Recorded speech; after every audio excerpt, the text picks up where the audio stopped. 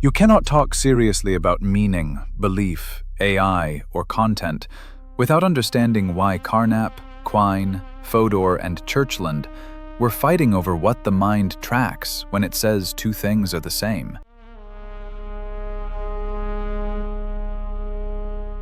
This 40-minute video essay tells a story you almost never see laid out as a single arc.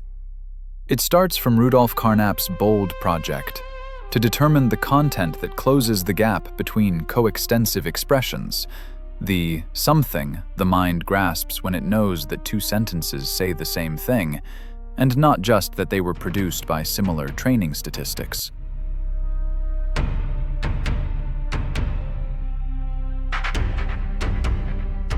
Across this trajectory, one problem remains constant. What does the mind latch onto when it treats two things as the same? What is preserved when expressions, theories, or neural weights change?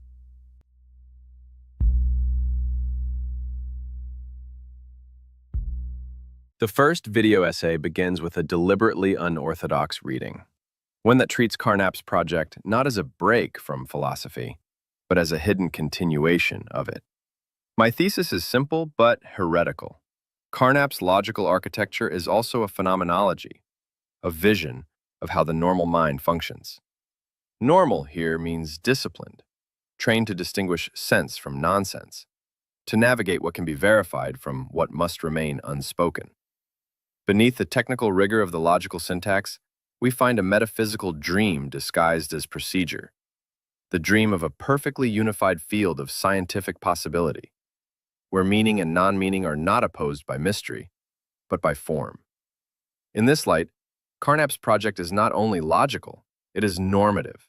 It constructs an ideal of mental health, the non-pathological mind, the intellect that learns what it is trained to learn and excludes what resists formalization.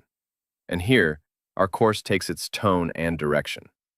For the attempt to eliminate metaphysics by translating it into grammar ends up reinstalling it at the very heart of language. The mechanisms created to purify sense become mechanisms of enrichment, devices that reintroduce the depth and ambiguity they were built to remove. When those illusions of separation collapse between truth and falsity, analytic and synthetic, logic and life, what remains, stripped bare, is the realization that the vacuum left by metaphysics was never empty. It merely changed its name.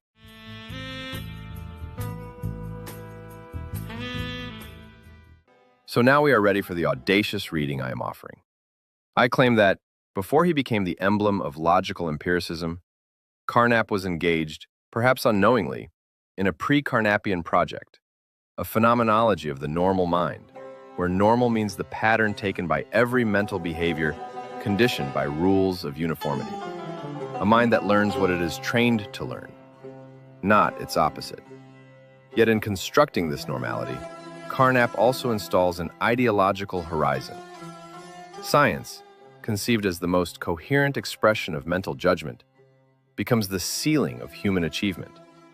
Within its architecture, everything that fails to stabilize, metaphysics, poetry, theology, becomes the residue of the non-judgeable. It is not simply excluded, it is reclassified as pathological, relative to the normal operation of the scientific mind.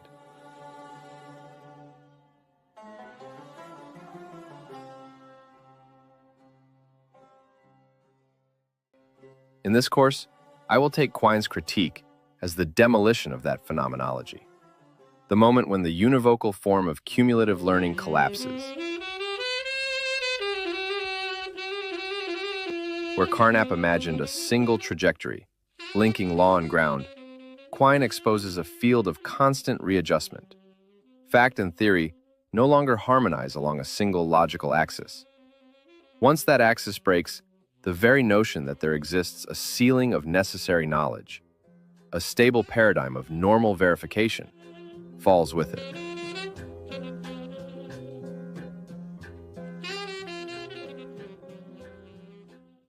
The structure of science ceases to reflect the unity of mind. It becomes a web of interdependent revisions, a system that learns only by reconfiguring itself. So, to repeat it more dramatically, We will tell Carnap's and Quine's story as a phenomenological struggle, a dispute over what counts as the ideal and how much that ideal is, in truth, a form of cognitive sublimation. Then comes Churchland, who shows how this dynamic becomes biological. In a neural network, Churchland explains,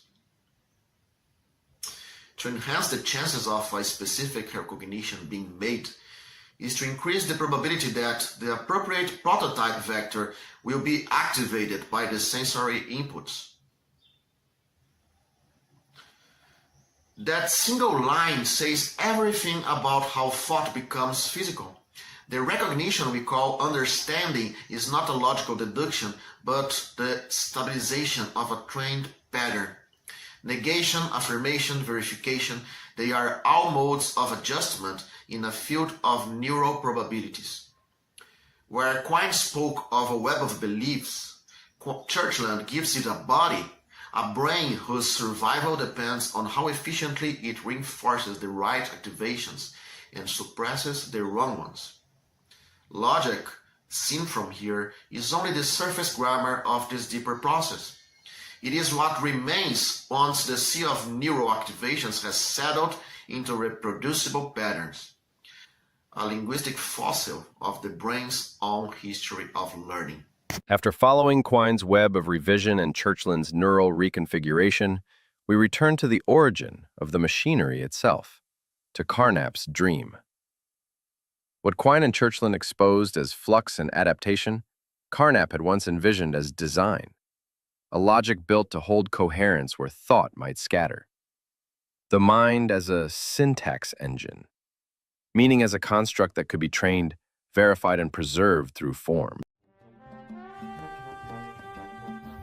Rudolf Carnap once wrote that in January 1941, the whole theory of language structure came to me like a vision.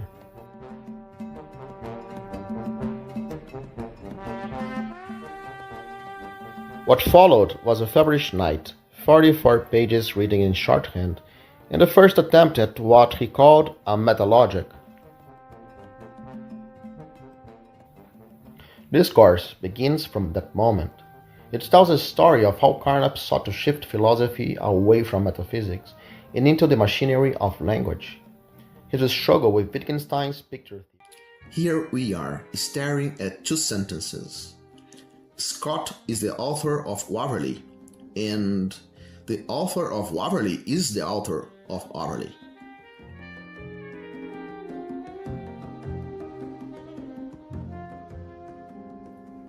They have, by all extensional accounts, which is to say, by the solemn bookkeeping of sameness and number, the same truth conditions. Yet, only a lunatic would pretend that they carry the same information. The first may come as a revelation, the second as a tautology.